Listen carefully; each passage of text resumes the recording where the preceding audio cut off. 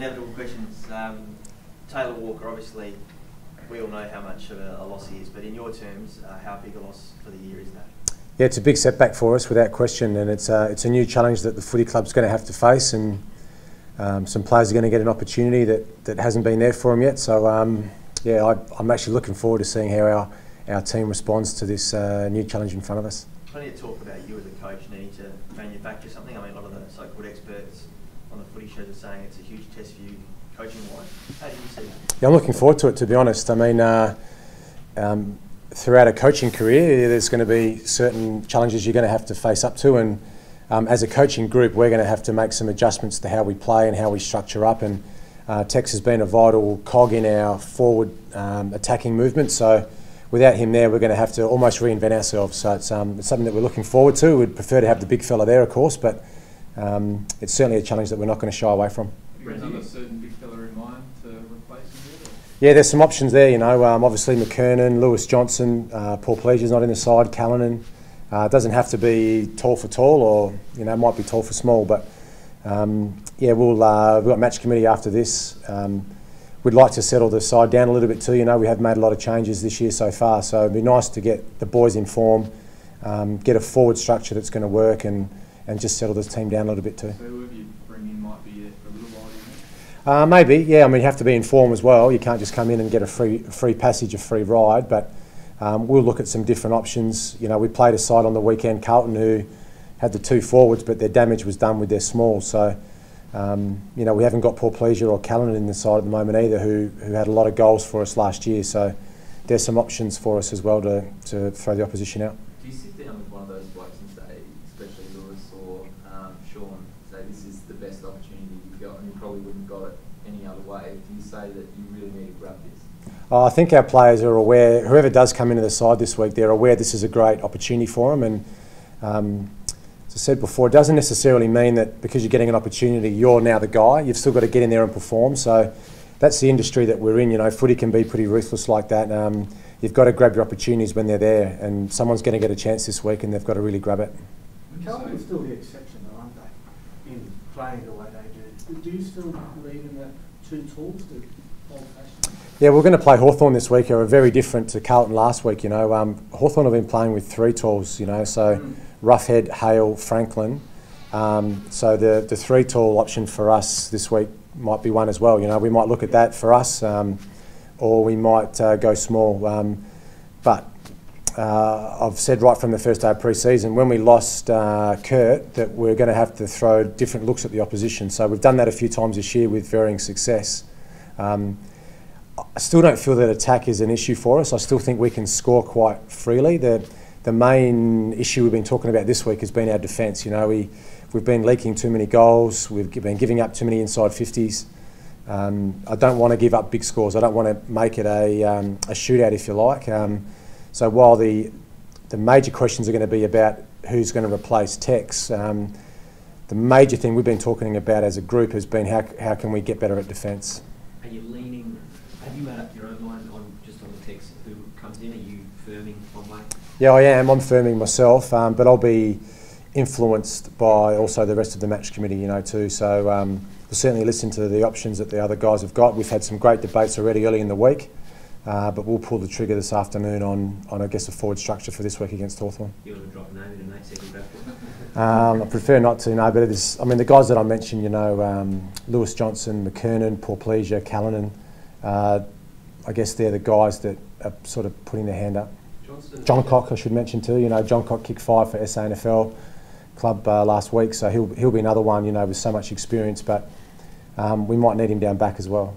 Johnson and McKernan have both had big raps on them at various times. What's held them back from getting more game time for now? Is it just Walker and Tippett being away with it? Yeah, just that. I think it's just opportunity. Both of those guys have come in and with varying success at different times early in their career.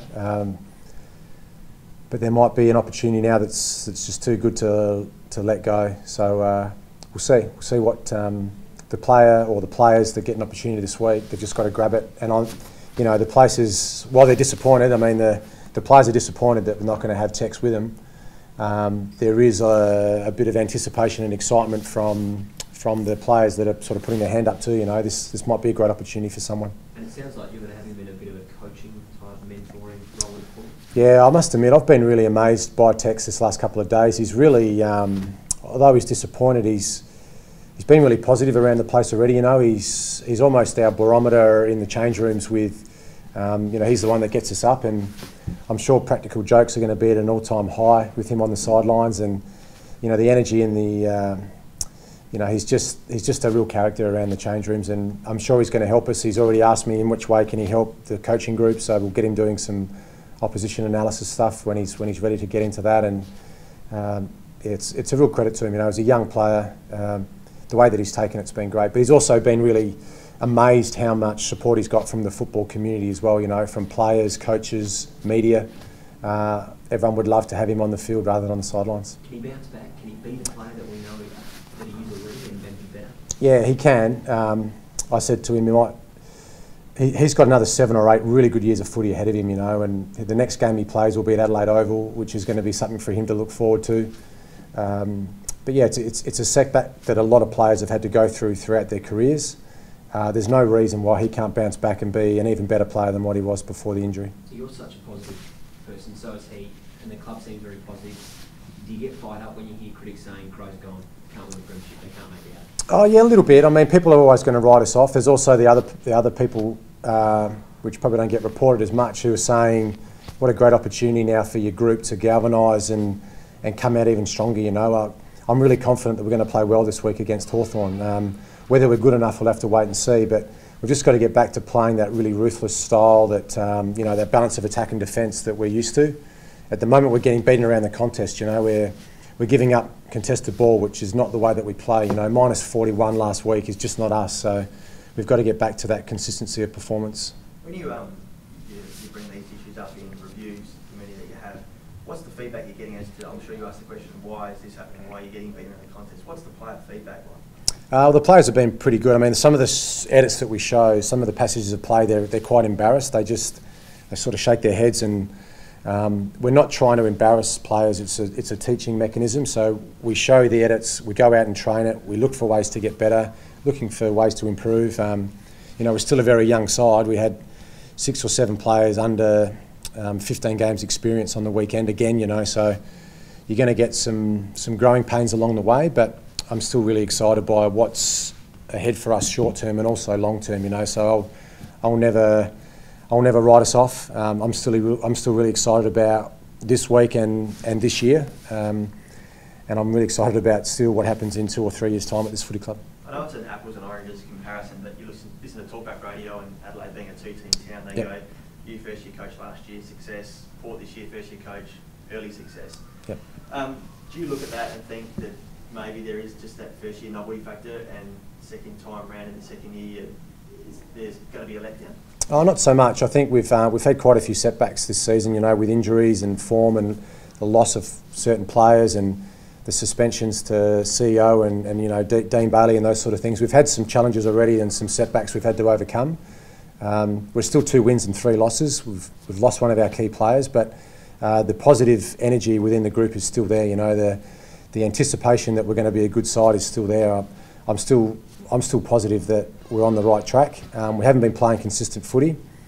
We're not playing bad footy. We're just not playing good footy for long enough. You know, so great challenge this week.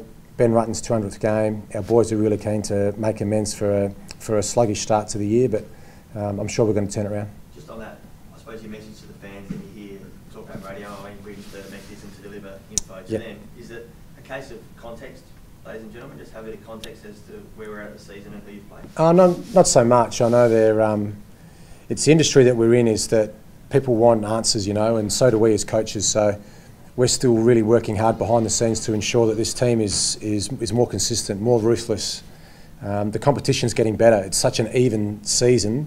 There's no easy games. You know, every time you front up to play, you understand it's going to be a really difficult game, and we're not playing our best footy at the moment. We're striving really hard to get more consistent, but we still know that our best is good enough. We've just got to turn up and play our best. He's good. He still is a bit of a question mark for this weekend. We're going to give him till Friday. You know, with the concussion protocol now, he still has to pass a test on Friday, so we'll certainly select him, but he'll be a player that that will still be assessed on Friday, yeah. Talking about your midfield, you mentioned that -41, but then on the other hand, you probably need them to kick off and attack things as well. How do you Yep. balance all that? Yeah, we do need a lift from our whole team from a defensive point of view, but also to I don't think the attacking part of it's an issue. We still need goals from midfielders, but what's happening is we're turning the ball over in our back 50. We're not creating turnovers early enough in the chain. So the focus this week, while the big talk's been about Taylor Walker and his replacement, the talk internally has been our defence, how we can turn around our defensive transition issues. There is a very old-fashioned term. What are you cheating a bit on the weekend? No, not so much. Just our method around the contest. When you watch it on the TV screen, Carlton had more players on the screen. There were more players around the ball. So our method around the contest was poor. We've addressed that. We've reviewed it. We've trained it. It's something that's been a strength of ours over the last sort of 18 months. So we just got to get back to that. You mentioned those persistent setbacks through the pre-season into the season. Are you learning more about the players in this sort of period than you were when you were sort of flying last year? Yeah, a little bit. We're certainly going to keep challenging our players. We can't accept such variance in performance. Certainly not using it as an excuse, and some clubs would use it as a bit of a blame mechanism, to play the blame game. If this didn't happen, we would have been okay. That's certainly not the case with this group. We'll put our hand up. We're not in good form. We'll look for ways to improve. We'll keep putting players into the team that are in good form.